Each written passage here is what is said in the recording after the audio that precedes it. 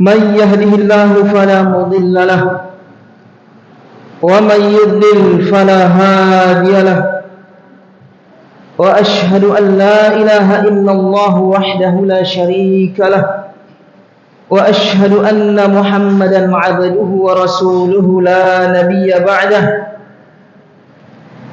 سبحانك لا علم لنا إلا ما علمتنا إنك أنت العليم الحكيم اللهم علمنا ما ينفعنا وانفعنا بما علمتنا وزدنا علما يا رب العالمين.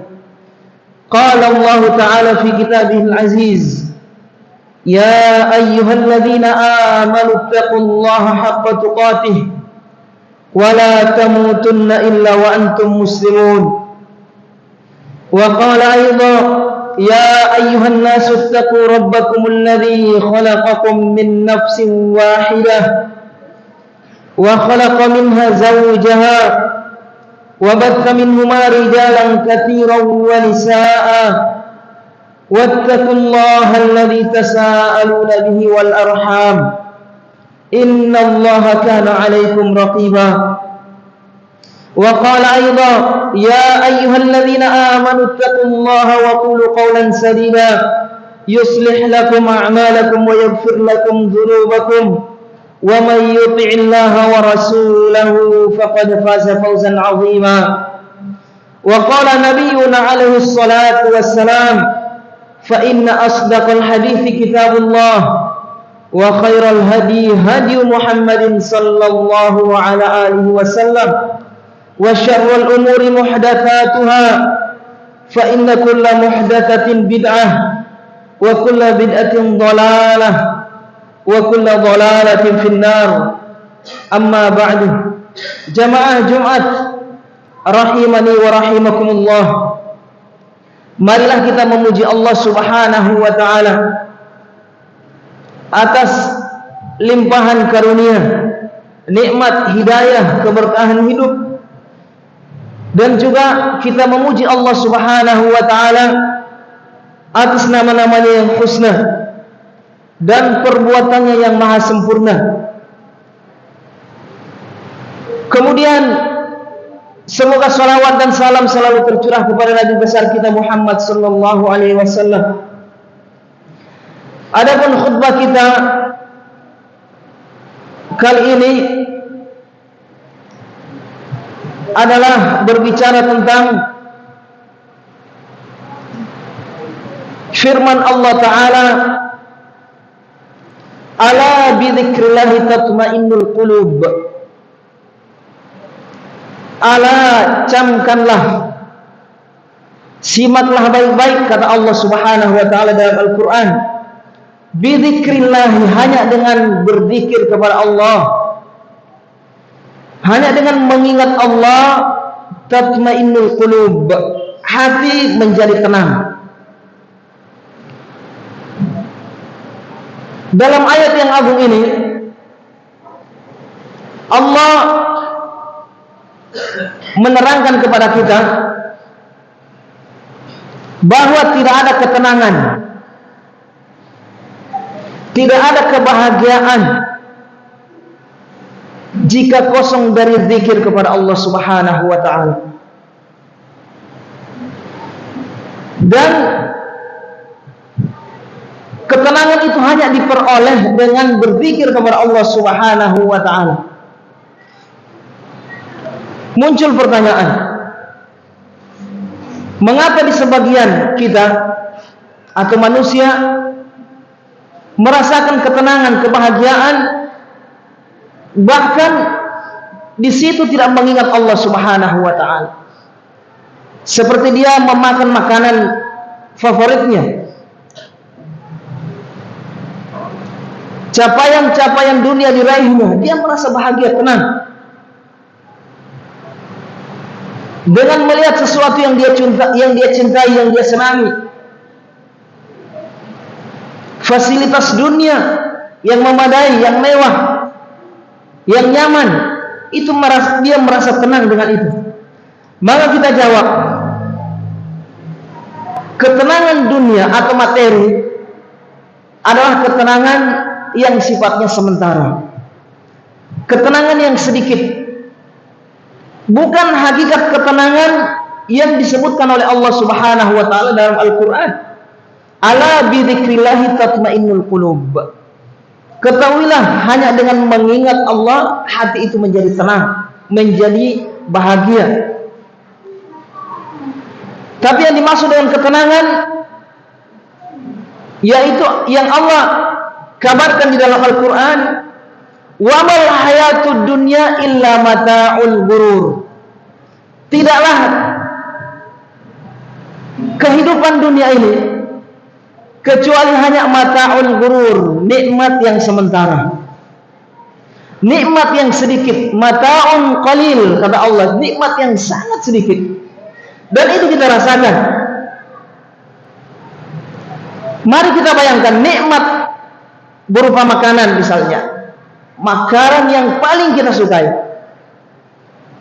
jika melebihi dosis atau sering kita makan, itu akan tawar,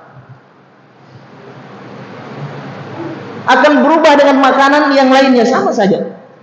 Demikian juga nikmat dunia atau materi yang lainnya, kendaraan misalnya, ingin kendaraan yang mewah, setelah dia capai, dia raih,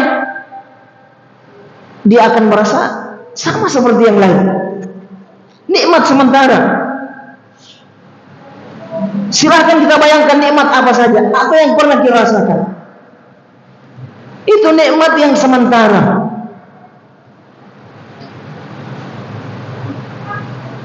Maka untuk agar nikmat ini terus kita rasakan, supaya kita menjadi bahagia dengan nikmat tersebut, kita harus merubah menu. Tapi tetap saja akan berujung dengan apa? Hilang nikmat tersebut, tawar, atau menambah tensi dari nikmat tersebut. Tapi tetap saja akan berujung pada apa? Ketawaran, tawar, merasa biasa dengan nikmat tersebut. Intinya nikmat materi adalah nikmat sementara. Kita tidak menafikan bahwasanya pada makanan ada nikmat, pakaian yang indah ada nikmat, rumah yang mewah ada nikmat, tamasya, piknik, rihla dan seterusnya ada nikmat di sana. Bertambahnya usaha, keuntungan, bertambah saldo di rekening, rasa tenang, rasa nikmat ada. Kita tidak mengingkari nikmat tersebut. Tapi ketahuilah, Allah mengatakan dalam Al-Quran, innamal hayatud dunya mata. Tidak kehidupan dunia ini kecuali hanya nikmat yang sementara, nikmat yang kecil. Wa innal akhirata lahiyal hayawan, kata Allah. Dan sesungguhnya nikmat akhirat adalah merupakan nikmat yang sebenarnya. Tapi di khutbah kali ini kita tidak akan membahas perbedaan nikmat akhirat dengan nikmat dunia. Tapi yang akan kita bahas atau fokus adalah nikmat berzikir kepada Allah Subhanahu wa ta'ala. Para ulama menyebutkan bahwasanya nikmat itu terbagi dua. Ada nikmat yang jangka pendek, yaitu nikmat dunia, materi. Ada nikmat yang jangka panjang, yang akan kita rasakan dengan apa, secara terus menerus.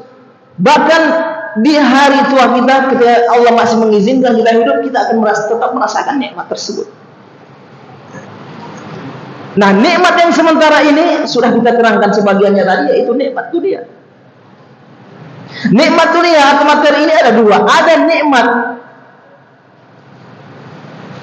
yang hanya berujung pada ketawaran,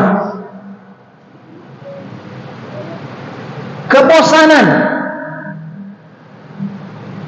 yaitu nikmat sesuatu yang halal yang kita makan, minum, kita lihat yang indah-indah, berhubungan dengan pasangan kita yang halal, menikmati kelebihan dunia kita dengan cara yang halal, nikmat, tapi berujung pada kebosanan.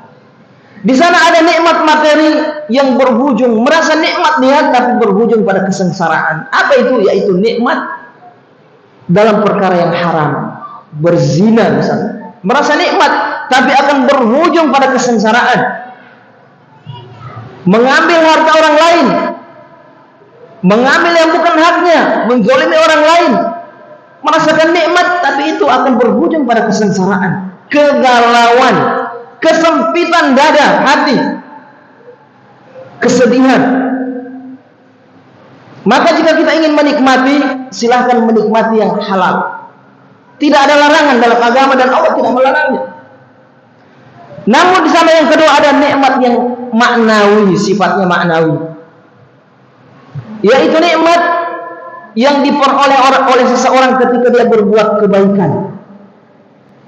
Dia bersedekah, dia merasa ketenangan, kelapangan, bahkan itu dia akan rasakan terus menerus hingga hari tuanya. Infak,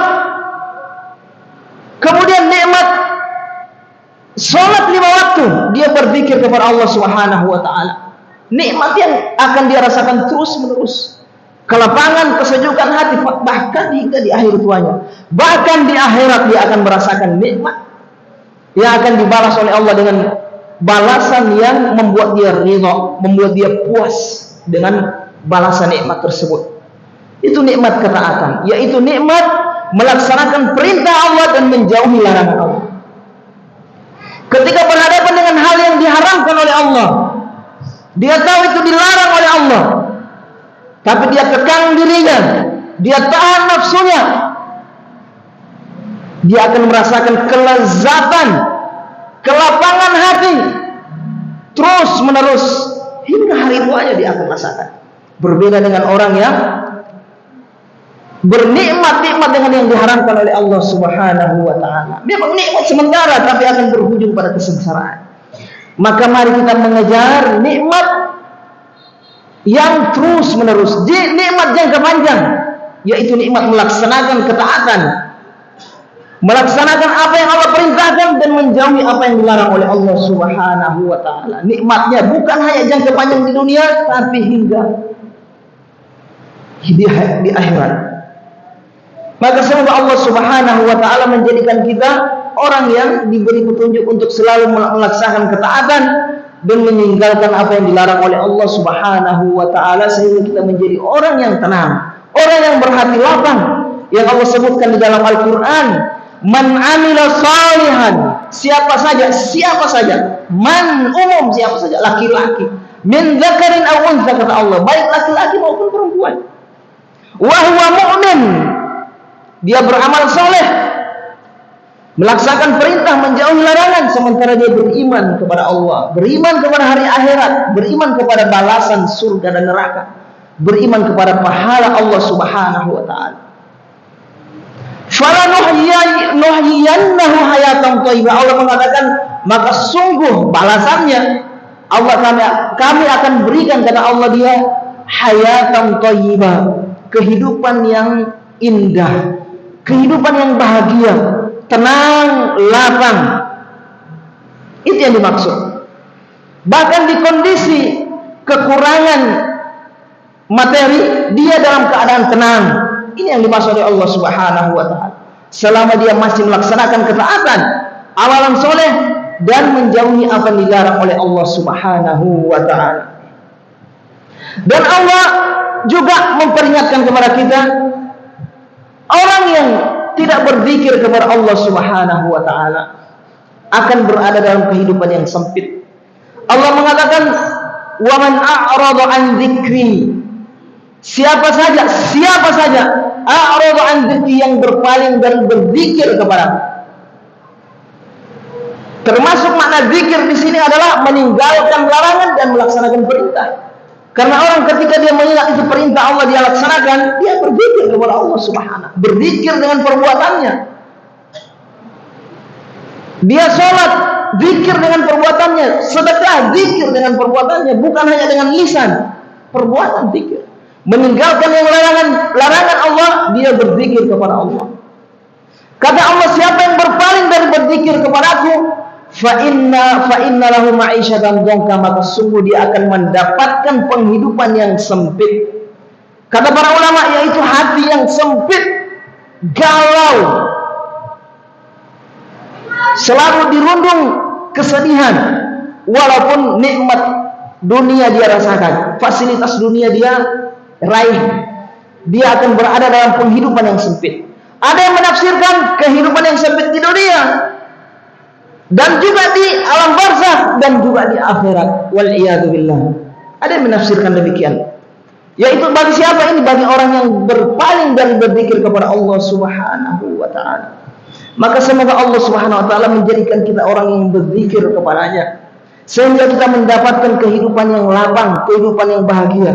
Aqulu qawli hadza astaghfirullah li wa lakum wa lisairil muslimina wal muslimat min kulli dhanbin innahu huwal ghafurur rahim.